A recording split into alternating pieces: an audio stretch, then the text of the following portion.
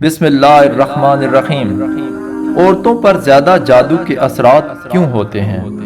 عورت کا جڑ سے نکلا ہوا کوئی بال لیں، اسے کسی گندی نالی میں ڈال دیں، ایک دو دن بعد دیکھیں وہ سانپ بن کر چل رہا ہوگا۔ ٹینکے کی مدد سے اوپر کریں تو پھر بال بن جائے گا۔ دنیا کا مضبوط ترین جادو جڑ سے نکلے بالوں سے کیا جاتا ہے۔ اکثر خواتین کنگھا کرنے کے بعد بال باہر پھینک دیتی ہیں، ایسا ہرگز نہ کریں۔ ان بالوں کو کینچی سے کاٹ کر پھینکیں، کاٹے بال پر جادو نہیں ہوتا۔